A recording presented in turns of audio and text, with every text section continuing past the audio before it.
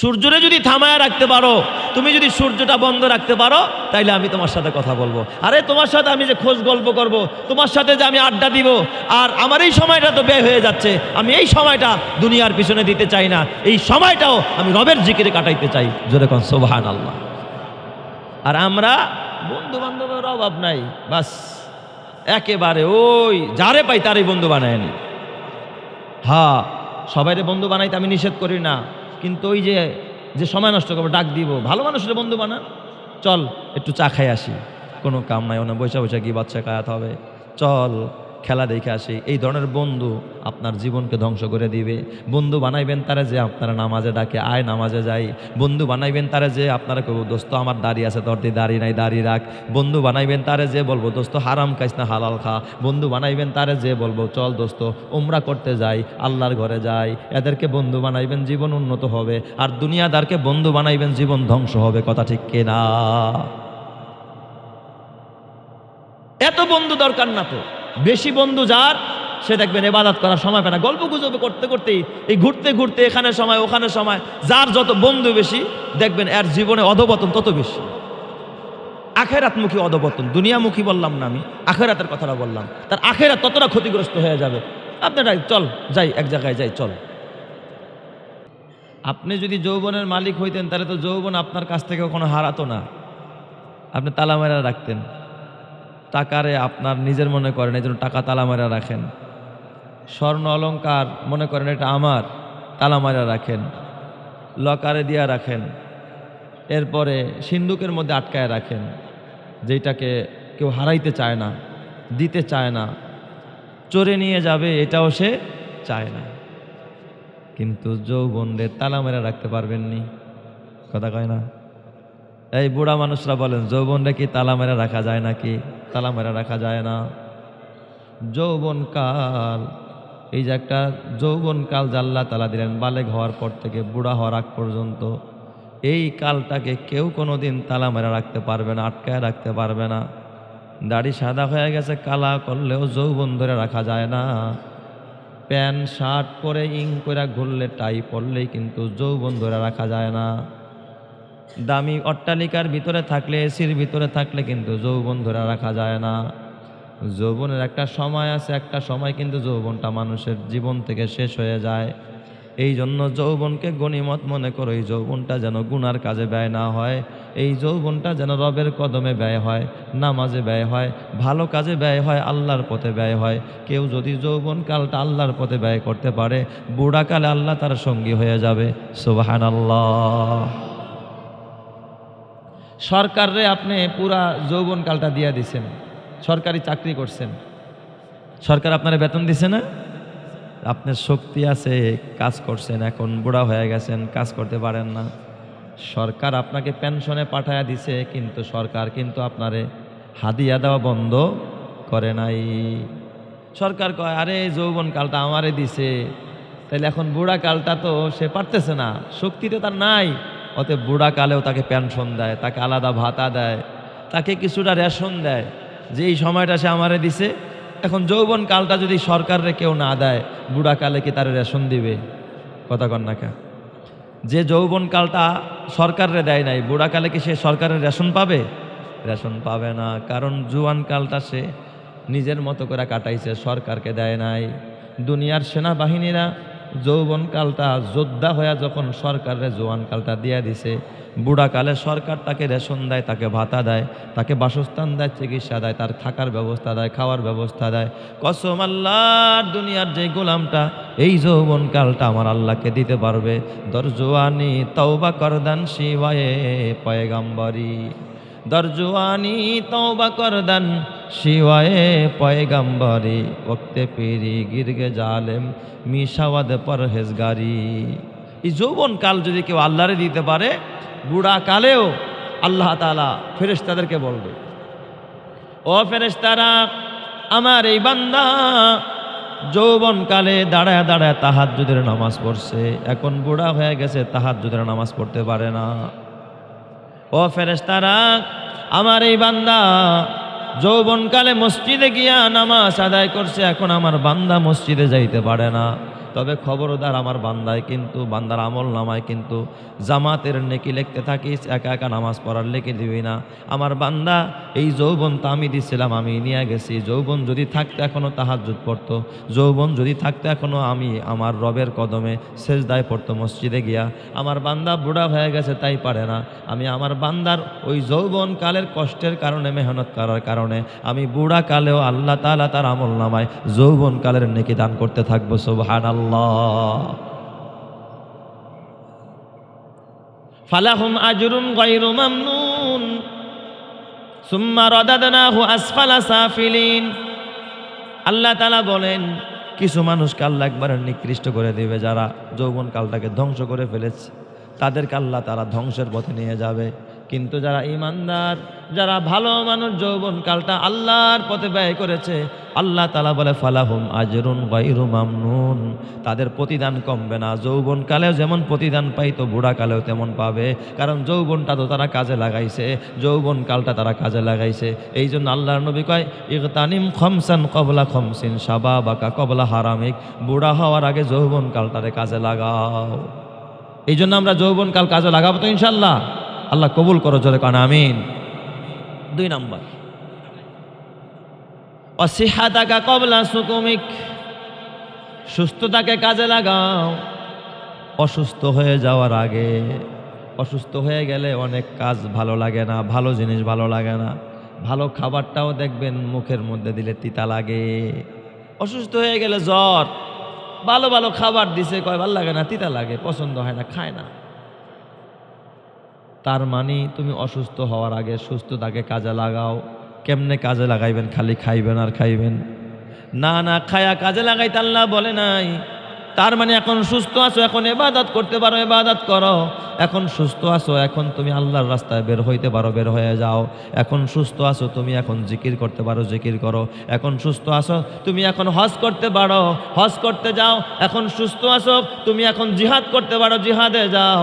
তুমি এখন সুস্থ আছো, কোরআন পড়তে পারো, চোখে দেখো, কোরআন পড়ো। বুড়া হয়ে গেলে, অসুস্থ হয়ে গেলে তখন কোরআন পড়তে পারবা না। এই জন্য সুস্থতাকে নিয়ামত মনে করো, সুস্থ অবস্থায় ইবাদতের পরিমাণ বাড়ায়া দাও।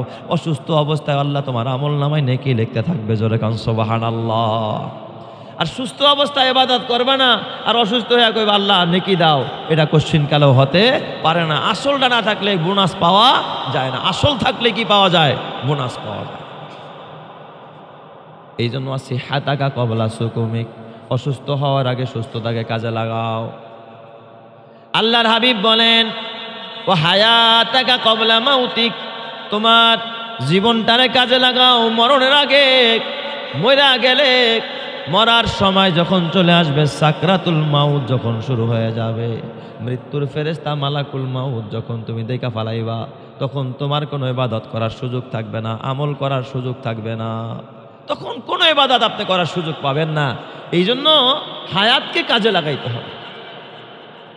এই জন্য রাসূলুল্লাহ সাল্লাল্লাহু আলাইহি ওয়াসাল্লাম আরেক হাদিসে বলেন লা তাজালু কদাম ইবনি আদম হাত্তা ইউসআলা আন খামসিন, কয় বনি আদম কিয়ামতের ময়দানে 5টা প্রশ্নের জবাব না দিয়া সামনে বাড়তে পারবে না। আন হায়াতিহি ফিমা আফনাহু, আল্লাহ জিজ্ঞাসা করবে একটা হায়াত দিছিলাম, কোথায় ধ্বংস করছস, কোথায় ব্যয় করছস, এই হায়াতটারে কোথায় কাটাইছস? আমি কি তোরে ঘর বানানোর লিগা পাঠাইছিলাম নি? আমি কি তোরে ব্যবসা করার লিগা পাঠাইছিলাম নি? আমি কি তোরে বিবিরে সময় দেওয়ার জন্য পাঠাইছিলাম নি? আমি কি তোরে দোকানে দোকানে ঘোরার জন্য পাঠাইছিলাম নি? আমি কি তোরে শুধু বিদেশ করার জন্য পাঠাইছিলাম নি? আমি কি তোরে রাজনীতি করার জন্য পাঠাইছিলাম নি? আমি পাঠাইছিলাম আমার গোলামির জন্য। বল গোলামি কতটুকু করছস? আল্লাহর কাছে জবাব দেওয়া ছাড়া এক কদম সামনে বাড়ার কোনো সুযোগ নাই। কি বলেন, আছে নাকি? এক কদম সামনে বাড়তে পারবেন না। হ্যাঁ, দুনিয়া করেন, আমি নিষেধ করি না, দুনিয়া করবেন, কিন্তু দুনিয়াকে জরুরত মনে করেন, দুনিয়াকে মহব্বত করেন না। জরুরতের জিনিস মানুষ যতটুকু দরকার অতটুকুই জরুরত মনে করে। ঔষধ খায়, মানুষ কি মহব্বত করে খায়? ঔষধটা কি মনে করে? জরুরত, যে না খাইলে জ্বর ভালো হইব না, এই জন্য খাই। ব্যথার ওষুধ খাই, কেন ব্যথা করে? কিন্তু কেউ কি কয়নি যে মহব্বত করে একটার জায়গায় 2টা খাই? কয়নি কেউ? কেউ কয় যে এটা মহব্বত করে একটার জায়গায় 2টা খাই। ব্যথার ওষুধ একটা না 2টা খামু, গ্যাস্ট্রিকের ওষুধ একটা না 2টা খামু, মহব্বত করে কেউ খায় না। এটা না বুঝলে আরো সহজে বোঝেন, টয়লেটে যায়, টয়লেটে যাওয়া মানুষের জন্য মহব্বত না জরুরত? জরুরতে টয়লেটে যায়। কেউ কি কয়নি 5 লাখ টাকা দিয়ে এত সুন্দর টাইলস করা মোজাইক করা টয়লেট বানাইলাম, ইস্তেঞ্জা সারা শেষ, জরুরত সারা শেষ, এখন আমি আধা ঘন্টা টয়লেটে বসে থাকি। কেউ বসে থাকে না। এটা জরুরত। ঠিক দুনিয়াটাও জরুরত। নৌকার জন্য পানি জরুরত, পানি ছাড়া নৌকা চলতে পারে না। আমরা বলি পানির অপর নাম জীবন, কিন্তু সব সময় কিন্তু পানির অপর নাম জীবন থাকে না। পিপাসা আছে, পানির অপর নাম জীবন, কিন্তু বন্যায় যদি এই পানিটা আপনার হাঁটু পর্যন্ত হয়, বলেন তো এই পানিটার নাম জীবন না মরণ? হ্যাঁ, এই পানি যদি বাড়তে বাড়তে কোমর পরিমাণ হয়, এখনো কি পানির নাম জীবন আসেনি? এখন পানি কি হয়ে গেছে? মরণ হয়ে গেছে। গলা পর্যন্ত হইলে এখন তার বাঁচার উপায় নাই, সাহায্য চায় মানুষের। এখন তো পানির নাম জীবন না, পানির নাম কি হয়ে গেছে? মরণ। এখন যদি পানি অথই সাগর হয়ে যায়, বন্যায় প্লাবিত হয়ে যায়, পানিতে ভইরা গেছে, এখন আর দাঁড়াইতে পারে না, বলেন এখন কি আর পানির নাম জীবন আছে না মরণ হয়ে গেছে? পানির নাম এখন মরণ হয়ে গেছে, এখন আর জীবন নাই। যতটুকু দরকার অতটুকুর নাম জীবন ছিল। এই আমার বাবার নৌকার জন্য পানি দরকার, কিন্তু কখন পানি দরকার? যদি পানিটা নৌকার নিচে থাকে, কিন্তু এই পানি যদি উল্টায় আর নৌকার ভিতরে ঢুইকা যায়, বলেন তো এটা দরকারি হবে না এই নৌকার জন্য পানিটা একেবারে ধ্বংসের কারণ হবে? নৌকার ভিতরে ঢুকলে পানিটা ধ্বংসের কারণ হবে, তখন এটা নৌকার জন্য উপকারী থাকবে না। ঠিক কসম আল্লাহর, দুনিয়া থাকবে তোর পায়ের নিচে। টয়লেট যেমন জরুরত, এটার কেউ মহব্বত করে না। নাপা ওষুধ খাইলা, এটা জরুরত, মহব্বত করে কেউ নাপা খায় না। সিরাপ খাইলা, এটা জরুরত, মহব্বত করে খায় না। দুনিয়ারে মহব্বত করো না, দোকানে মহব্বত করো না, ব্যবসারে মহব্বত করো না, আরে বিদেশে মহব্বত করো না, গাড়ি বাড়ি নারী মহব্বত করার দরকার নাই। মহব্বত করতে হবে একজনকে, তিনি কে? জুতু মেরা তু সব মেরা, ফালাক মেরা জমি মেরি। জুতু মেরা তু সব মেরা, ফালাক मेरा जमी मेरी, अगर एक तू नहीं मेरा तू कोई शाई नहीं मेरी। তুমি আমার সবই আমার, আকাশ আমার জমি আমার, তুমি আমার সবই আমার, আকাশ আমার জমি আমার। হারাই যদি শুধু তোমায়, কপাল পোড় আর নেই কিছু আর। অতএব মহব্বত করতে হবে একজনকে, তিনি কে? আল্লাহ। আল্লাহর মহব্বত বাদ দিয়া খালি দুনিয়ার মহব্বত করবেন, কপাল পুড়ে গেছে, একেবারে ডাইরেক্ট পুড়ে গেছে কপাল। আপনি লিখে রাখেন ডায়েরিতে, এরপর কিয়ামতের ময়দানে দাঁড়ায় আমারে বইলেন যে কই আমার কপালটা কোন জায়গা দিয়া পড়লো, বলেন। তো 1 নাম্বার, ইগতানিম খামসান কবলা খামসিন, শাবাবাকা কবলা হারামিক, অসিহাতাকা কবলা সুকুমিক। অসুস্থতা আসার আগে সুস্থতারে কদর করো, গনিমত মনে করো। ও হায়াতাকা কবলা মাউতিক, মরণ আসার আগে হায়াতকে কদর করো। ইমাম শাফি রহমাতুল্লাহ আলাইহি বলে, আমি একদিন বাজারে গেছি। ইমাম শাফি বাজারে গেছে, বাজারে গিয়া দেখে এক বড় বিক্রেতা ডাকতেছে, এই কাস্টমার কে কই গেলা, আমার পুঁজি শেষ হয়ে যায়, পুঁজি শেষ হওয়ার আগে আমার বরফ কিনে নাও, কারণ যত সময় যায় আমার বরফ তো গলে গলে শেষ হয়ে যায়। পুঁজি শেষ হয়ে গেলে আমি কি বেচবো, খাবো কি, পরিবারে খাওয়াবো কি? আগের যুগে তো আর কারখানা যাত্রতত্র ছিল না, মানুষ বরফ মাথায় নিয়ে বাজারে বিক্রি করত। ওই বরফ বিক্রেতা কয়, এ কে আসো কাস্টমার, আমার পুঁজি শেষ হয়ে যায়, পুঁজি শেষ হওয়ার আগে আগে তোমরা আমার বরফ ক্রয় করে নিয়ে যাও। তোমার জীবনটাও কিন্তু শেষ হয়ে যাচ্ছে রে বাবা, ঘড়ির কাঁটা কিন্তু বন্ধ না, সেকেন্ড সেকেন্ড করে তোমার জীবনটা শেষ হয়ে যাচ্ছে।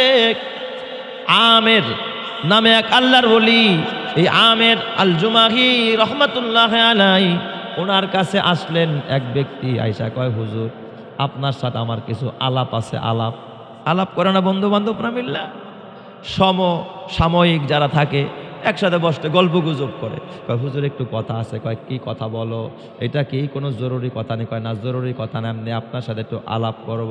কয় তোমার সাথে আমি আলাপ করতে পারি, আমার এই সময়টা আমি তোমারে দিতে পারি, যদি সূর্যরে তুমি থামায় রাখতে পারো। সূর্যরে যদি থামায় রাখতে পারো, তুমি যদি সূর্যটা বন্ধ রাখতে পারো, তাইলে আমি তোমার সাথে কথা বলবো। আরে তোমার সাথে আমি যে খোঁজ গল্প করব, তোমার সাথে যে আমি আড্ডা দিব, আর আমার এই সময়টা তো ব্যয় হয়ে যাচ্ছে, আমি এই সময়টা দুনিয়ার পিছনে দিতে চাই না, এই সময়টাও আমি রবের জিকিরে কাটাইতে চাই। জোরে কোন সুবহানাল্লাহ। আর আমরা বন্ধু বান্ধবের অভাব নাই, বাস একেবারে ওই যারে পাই তারই বন্ধু বানায় নি। হ্যাঁ, সবাইরে বন্ধু বানাইতে আমি নিষেধ করি না, কিন্তু ওই যে সময় নষ্ট করবো, ডাক দিব, ভালো মানুষের বন্ধু বানান। চল একটু চা খাই আসি, কোনো কাম নাই, ওনে বৈশা বৈশা কি বাচ্চা খায়াত হবে, চল খেলা দেখে আসি। এই ধরনের বন্ধু আপনার জীবনকে ধ্বংস করে দিবে। বন্ধু বানাইবেন তারা যে আপনারা নামাজে ডাকে, আয় নামাজে যাই। বন্ধু বানাইবেন তারা যে আপনারা কেউ দোস্ত আমার দাড়ি আছে, তোর দিয়ে দাড়ি নাই, দাড়ি রাখ। বন্ধু বানাইবেন তারা যে বলবো দোস্ত হারাম খাইস না, হালাল খা। বন্ধু বানাইবেন তারা যে বলবো চল দোস্ত উমরা করতে যাই, আল্লাহর ঘরে যাই। এদেরকে বন্ধু বানাইবেন, জীবন উন্নত হবে। আর দুনিয়াদারকে বন্ধু বানাইবেন, জীবন ধ্বংস হবে। কথা ঠিক কিনা? এত বন্ধু দরকার না তো। বেশি বন্ধু যার, সে দেখবেন ইবাদত করার সময় পায় না। গল্প গুজব করতে করতেই, এই ঘুরতে ঘুরতে এখানে সময় ওখানে সময়, যার যত বন্ধু বেশি দেখবেন এর জীবনে অধপতন তত বেশি। আখেরাতমুখী অধপতন, দুনিয়ামুখী বললাম না আমি, আখেরাতের কথাটা বললাম। তার আখেরাত ততটা ক্ষতিগ্রস্ত হয়ে যাবে। আপনারা চল যাই, এক জায়গায় যাই, চল। আমার ছাত্র জীবনে কোনো বন্ধু ছিল না। হ্যাঁ, সব সাথী ভাইরা আমার মহব্বত করতো, আমিও তাদেরকে ভালোবাসতাম। আমার বন্ধু ছিল না। এখনো আমার কোনো ঘনিষ্ঠ কোনো বন্ধু নাই। বেশি বন্ধু থাকলে ডাকে, এই চল তো দোস্ত যাই এমুক জায়গায়। আপনি পড়তেছিলেন, আপনার ডিস্টার্ব হয়ে গেল। আর না গেলে তো বন্ধুত্ব থাকে না। না গেলে বন্ধুত্ব থাকে। আপনি একজনের লোক বন্ধুত্ব করেন, বন্ধু দোস্ত চল আজকে একটু 10 নম্বরে একটা জায়গায় যাবো। আর যদি না যান, দোস্ত তুই কি এর দোস্ত রে, তুই তো আমার লগে গেলি না। দিল তো আপনার ধ্বংসের পথে ঠেলে দেয়া। এই জন্য অত বন্ধুত্ব করতে যায়েন না। সবার সাথে মহব্বত করবেন, ভালোবাসা করবেন, কিন্তু বন্ধুত্ব করতে যায়েন না। আল্লাহ বুঝার তৌফিক দেখ, জোরে কারণ আমিন। এই জন্য নবীজি কি বলছে জানেন? লাউ কুনতু মুত্তাখিজান খলিলা, যদি আমি কাউরে বন্ধু বানাইতাম, লাত্তাখাযতু আবা বাকরিন খলিলা। আবু বকর, আমি কিন্তু কাউরে বন্ধু বানাই নাই। যদি কাউরে বন্ধু বানাইতাম, বন্ধু তো একজনই বানাইছি, তিনি কে? আল্লাহ। তিনি তো হাবিবুল্লাহ, আল্লাহর বন্ধু। আমি যদি কাউরে বন্ধু বানাইতাম, এই মহব্বত যদি অন্তরের মধ্যে কাউরে জায়গা দিতাম, লাত্তাখাযতু আবা বাকরিন খলিলা, তাহলে আবু বকরের আমি খলিল বানায় নিতাম। তার মানে আবু বকরের মানুষ যে হিজরতের সাথী, গুহার সাথী, কবরের সাথী, এই মানুষটারে পর্যন্ত আল্লাহর রসুল বন্ধু বানায় নাই। বানাইলে তোমারে বানাইতাম আবু বকর। তার মানে কি বুঝলেন?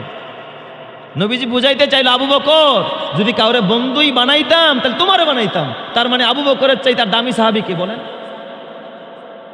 আবু বকর এই নবী বন্ধু বানায় না, কারণ বন্ধুরে সময় দেওয়া লাগে। অথচ নবীজি হুব্বিবা ইলাইয়াল খলা, নবী নির্জনে কাটাইতেন, রবরে সময় দিতেন, মুরাকাবায় সময় দিতেন, জিকিরে সময় দিতেন, ফিকিরে সময় দিতেন, তেলাওয়াতে সময় দিতেন। আর বন্ধু পাশে এসে বসতে দেখবেন আপনার ইবাদত হবে না, বন্ধুর লগে আড্ডা হবে। বন্ধু শোনাই বইটা করছে, ওইটা করছে। এই জন্য যারে তারে বন্ধু বানানো যাবে নাকি? যাবে না। এ আমার বাবা, হাতে পায়ে ধরে বলি, ও হায়াতাকা কবলা মাউতিক, এই হায়াতটারে কাজে লাগান। বন্ধুর পিছনে না, বান্ধবীর পিছনে না, ব্যবসার পিছনে না, আল্লাহর পিছনে সময় দেন। আল্লাহ তাআলা আপনারা ক্ষমা করে দিবে। এরপর আল্লাহ রসুল বলেন, ওয়া ফারআগাকা কবলা শুগুলিক, ব্যস্ততা আসার আগে অবসর সময় কাজে লাগাও। ব্যস্ত হয়ে গেলে তখন আর ইবাদতের সময় পাইবা না, একবার সুবহানাল্লাহ বলার সুযোগ তুমি পাইবা না। এখন অবসর, কাম নাই, বসে বসে চার দোকানে বসে গল্প করে। কিসের গল্প রে বেটা? চা তো ঘরে বসে খাইলেও হয়। তসবিহ হাতে নিয়ে সুবহানাল্লাহর জিকির করো, আলহামদুলিল্লাহর জিকির করো। একবার আলহামদুলিল্লাহ বললে কি পরিমাণ ফায়দা হবে। আলহামদুলিল্লাহি তামলাউল মিজান। কেউ যদি একবার আলহামদুলিল্লাহ বলে, আল্লাহ পুরা মিজানের পাল্লাটা নেকি দিয়া ভরপুর করে দিবে। সুবহানাল্লাহ, নেকি দিয়া ভরপুর করে দিবে। তাহলে কেন গীবত শেখাতের মধ্যে আমি যাব বলে? সর্বশেষ এরপর আল্লাহর রাসূল বলেন, ওয়াগিনা আকা কবলা ফাকরিক, গরিব হওয়ার আগে ধনাঢ্যতাকে কাজে লাগাও। মাল থাকতে মালের কদর করো, বুড়া হয়ে গেলে আরে গরিব হয়ে গেলে তখন আর মালের কদর করতে পারবা না। তার মানে এই মাল দিয়া তুমি আকাম কুকাম করো না, খালি টেলিভিশন কিনো না, খালি তুমি গুনার পথে, মোবাইলের পথে টাকা নষ্ট করো না। কিছু কিছু আল্লাহর রাস্তায় দিও।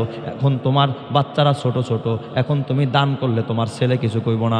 বুড়া হয়ে গেছো 60 বছর, এখন যদি পোলারে কাও বাবা 500 টাকা দে মসজিদে দিমু, পোলায় দেখবেন টাকা চিন্না ফেলাইছে, এখন টাকার মায়া পোলার হয়ে গেছে। পোলায় এখন টাকা বাবারে দিতে চায় না। দিলেও একবার দিবে, পরের বার আর দিবে না। তোমার বাচ্চারা ছোট ছোট, তোমার মাল তুমি এখন কাজে লাগাও। এখন আল্লাহর ঘরে ইনভেস্ট করো।